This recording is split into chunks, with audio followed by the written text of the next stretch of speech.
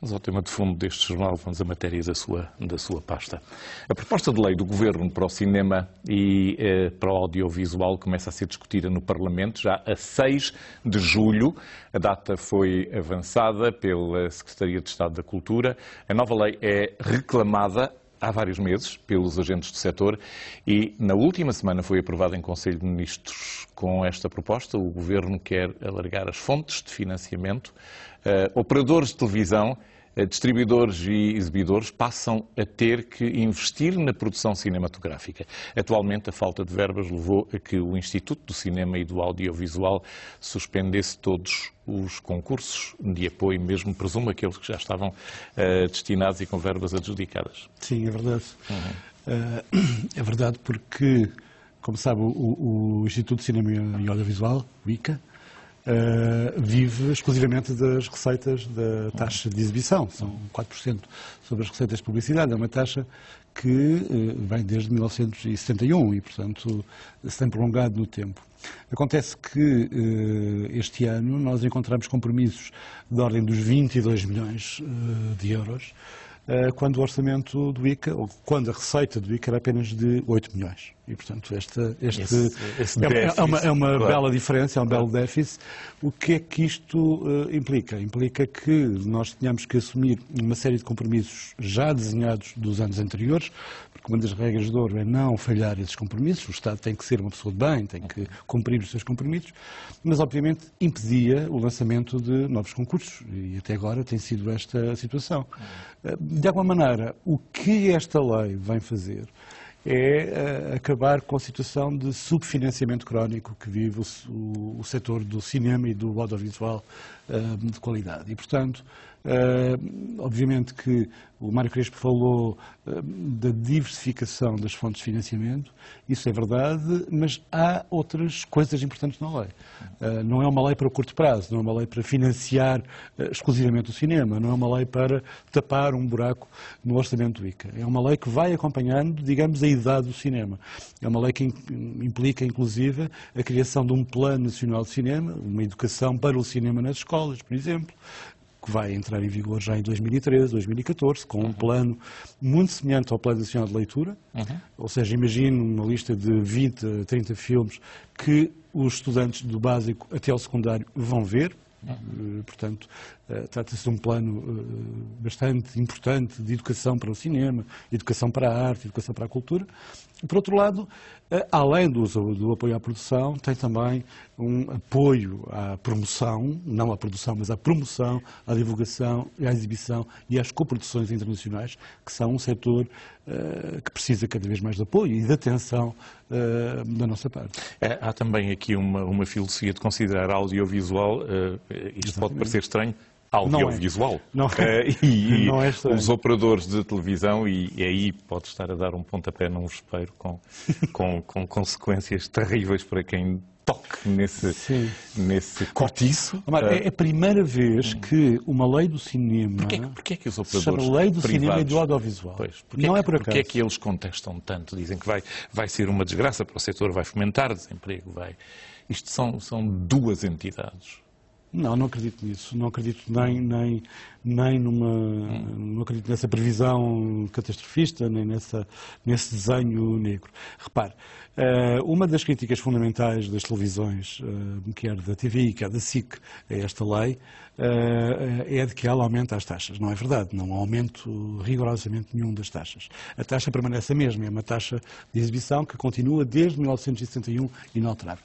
Simplesmente aquilo que há são obrigações de investimento direto. Ou seja, as televisões são obrigadas a investir, naturalmente, em produção independente nacional.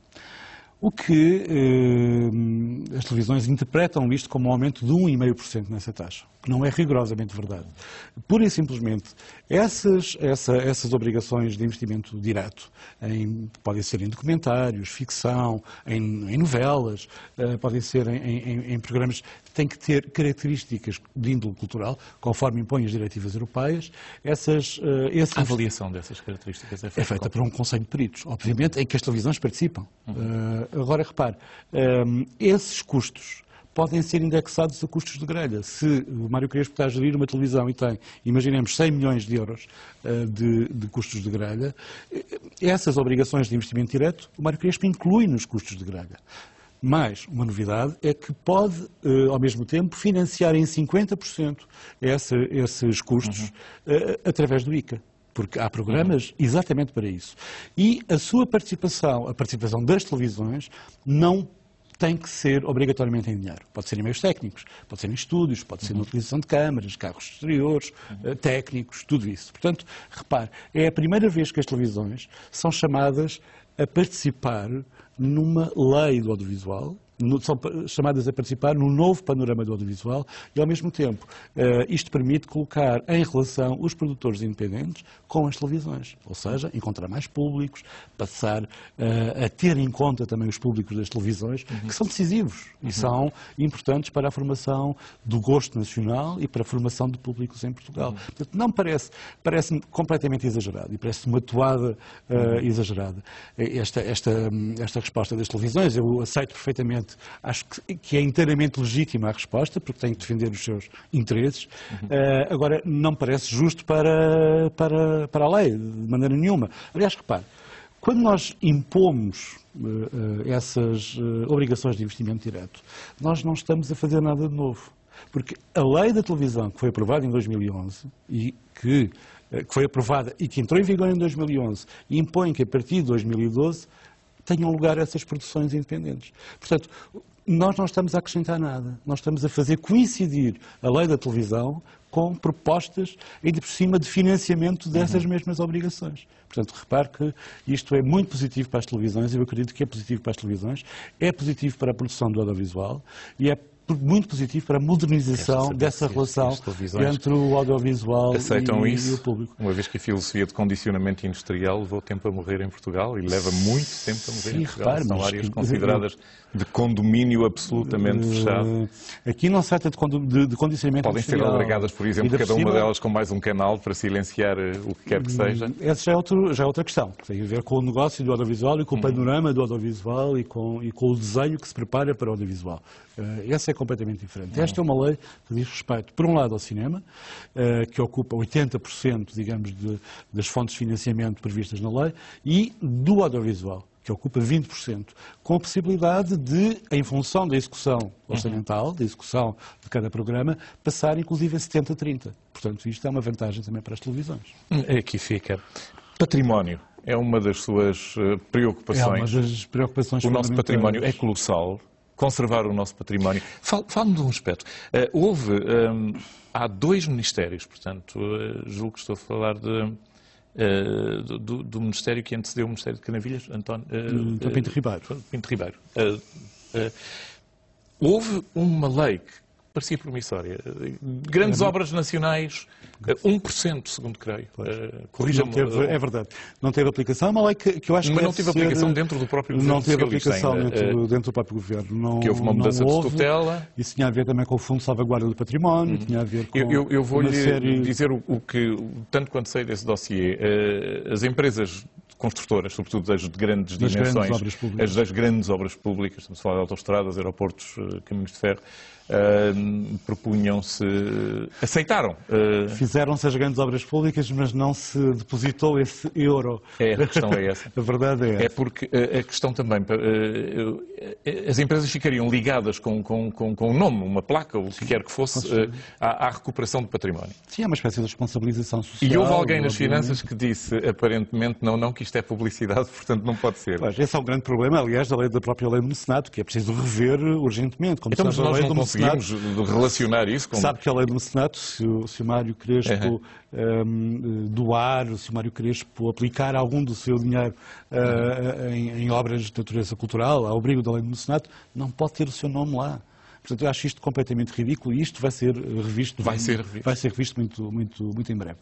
Agora, é pena que essa medida não tenha sido implementada e não tinha seguido em frente, porque nos facilitaria muito este trabalho com o património. Porque, repare, Portugal é um dos países com mais densidade de património arquitetónico em toda a Europa.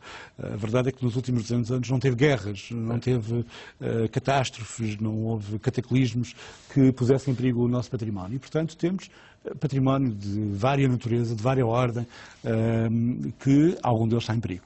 Obviamente. É possível recuperar um projeto desses, embora não havendo obras públicas na dimensão necessária para ter assim uma massa crítica financeira suficiente? É possível, e é possível outras medidas. Repare, por exemplo, é possível tomar outras medidas, e o Mário Crespo vai-me dizer, bom, são taxas.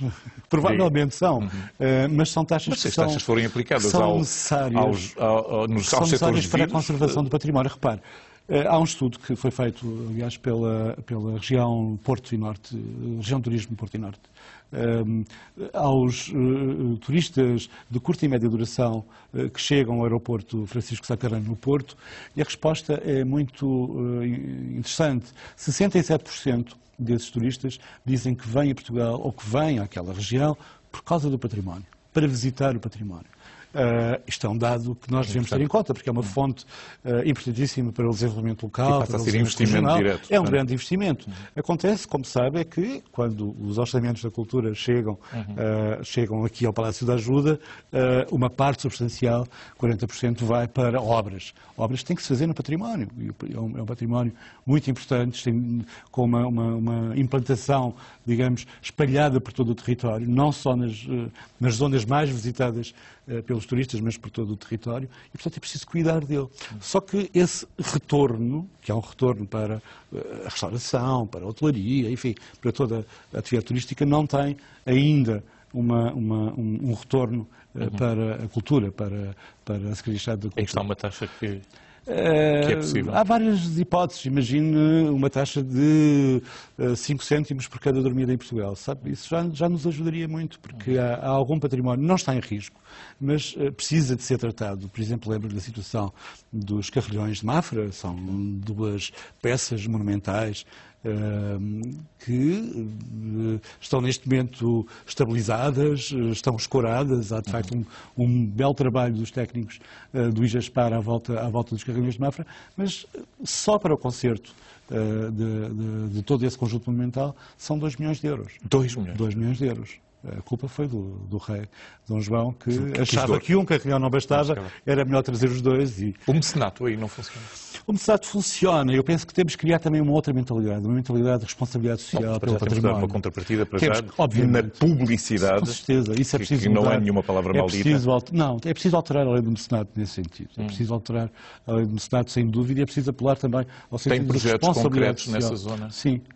Muitos, mas sobretudo a alteração quer da majoração fiscal. Sim, mas onde é que há resistência, diga-me? Onde é que nota a resistência? Eu noto resistência sobretudo no tipo de participação, na natureza da participação social. Ou seja, acho que muitos portugueses, e sobretudo portugueses com posses, portugueses com possibilidades de contribuir para o património, para o restauro, a preservação do património, não o fazem.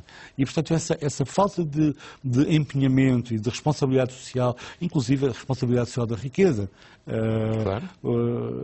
que eu acho que nos falta ainda, seria importante tê-la neste momento em que as circunstâncias económicas e financeiras são como se sabe. Vamos avançar para uma zona. Foscoa. Foscoa, um projeto magnífico. Sacrificou-se e bem, foi uma opção tomada pelo nosso património histórico mais profundo, não é? Um interessantíssimo museu foi um museu belíssimo, obra arquitetónica que enriquece a zona, seguramente, mas está com imensos problemas financeiros. A Fundação Foscoa está... A Fundação foi criada agora, foi criada muito recentemente. Está com a corda na garganta. Tem um orçamento que era o orçamento possível para este ano. Estão a viver de décimos, como sabe. Estão a viver de um orçamento que foi negociado e, portanto, um orçamento que provavelmente terá que ser melhorado para os próximos anos. E o senhor não tem dinheiro para isso? Os próximos anos. Nós temos contribuído, quer dizer, nós somos não se trata do acionista maioritário, mas somos os contribuintes líquidos. Sabe que o IJASPAR só pagou 3 duodécimos? Não, mas isso é uma das zonas onde eu fiz alguma pesquisa. Mas, Mário, o que se passa é que esses 3 duodécimos não têm a ver com a contribuição líquida para a Fundação. Fundação já tem o seu capital realizado. Mas estão a ir a esse capital exatamente obviamente, para saldarem despesas correntes. Enquanto outros o que não é propriamente filosofia, outros contribuintes não entregam, não é boa prática contabilística. Enquanto outros contribuintes não entregam ainda a sua participação. Agora, eu penso que a administração da Fundação tem feito um trabalho excelente. Eles tentam cativar, estão neste momento, de facto, tentar cativar os produtores de vinho da região, todos os empresários da região, que também estão interessados, obviamente, nessa participação, porque lhes permite estar num museu daquela natureza, num espaço que tem visitas, tem prestígio, tem notoriedade. Além do mais, todo o parque, repare que o Parque Arqueológico do Coa não está isolado. É porque falou do Coa, de Foz Coa. Foz Coa tem 2 patrimónios mundial. É o património rupestre, o património mundial do Coa e o património do Douro. Claro. E, portanto, é uma conjugação perfeita. Vamos falar disso.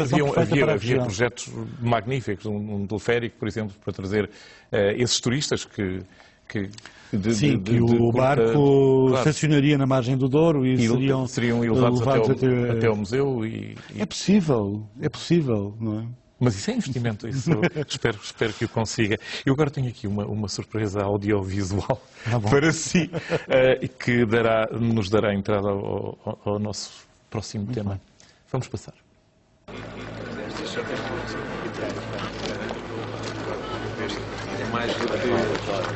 Agora só falta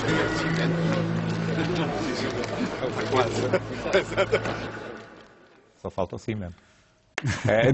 Não sei se sabe que este curto certo de vídeo está a ser reproduzido por gente muito influente na Unesco, que considera retirar as características, não sei qual é que é o termo, mas as características de património, a classificação de património. Havia de facto uma... Se a barragem for para a frente. Pois, havia de facto essa ideia, essa ameaça. A reunião da Unesco realizou-se em São Petersburgo durante a semana anterior, terminou domingo, aliás, terminou em glória para Portugal, porque Elvas ganhou a classificação de património mundial, o centro histórico de Elvas e as fortalezas militares, que deviam ser visitadas por mais portugueses. E, de facto, havia a possibilidade de aprovação de uma moção extremamente negativa, extremamente rigorosa a propósito da barragem do Tua. Eu acho que a moção aprovada, digamos, a decisão da Unesco foi muito menos radical do que se esperava, foi muito mais moderada, também graças à ação e à ação notável do nosso embaixador junto à Unesco, Francisco Seixas da Costa. Teve um trabalho notável e, repare, foi na sequência de uma série de iniciativas tomadas pelo Estado português no sentido de ser, em primeiro lugar, absolutamente transparente em relação ao problema do Tua. Vamos ser absolutamente transparentes, absolutamente claros. Existe uma barragem que está ali em construção, a decisão foi tomada no seu tempo, provavelmente não foram respeitadas alguns pareceres emitidos na altura, nomeadamente pela Cultura, que tinha vetado algumas das obras e alguma parte da barragem. Bom, o facto é que se deitou cimento. Não é? Como vemos no vídeo. E neste momento é preciso encarar com frontalidade e com uma certa clareza este processo. E o Estado português pediu a vinda de uma nova delegação da Unesco. Repare, quando saiu o primeiro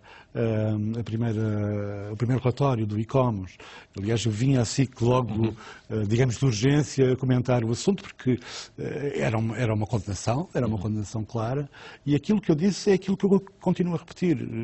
A única coisa que nós não encaramos é perder a classificação de património mundial. E é isso que está nos nossos planos.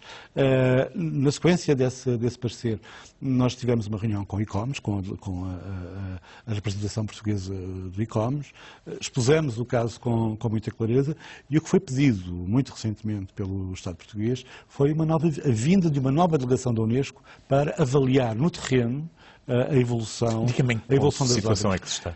Neste momento, as obras... Se a barragem for para a frente, a perda, isto agora em termos contabilísticos, a perda para o turismo é assim tão significativa?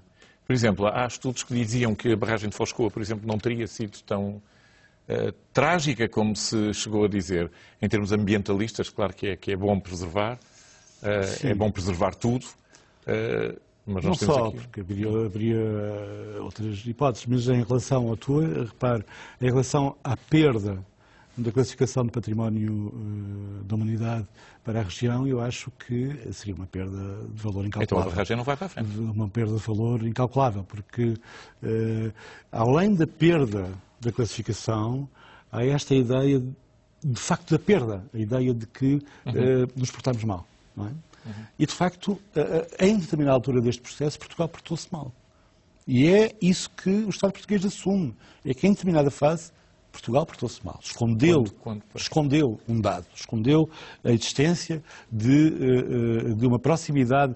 Eu sei que a percentagem das obras da barragem que tocam na área do património mundial é 0,0555, uma coisa parecida. Percebe? Curiosamente, já tivemos esse problema com o Freeport também, Exatamente. que era uma parte da rede Natura. Não era uma parte pequenina. Aqui acontece exatamente e o botão foi para a frente, na outra zona. Agora, neste momento, repare, a própria área da cultura já vetou, por exemplo, uma linha de muito alta tensão no Douro, precisamente porque é preciso defender da zona património mundial. É um valor, é um bem de uma riqueza absolutamente incalculável que nós temos ali. Não só para o turismo, é para a paisagem, é para a nossa memória, para a nossa dignidade e é para a beleza do próprio país. São valores completamente... O Secretário de Estado ainda me fala no meio da batalha. Portanto, a batalha ainda não está decidida. Ainda é cedo demais para dizer que a barragem não vai para a frente.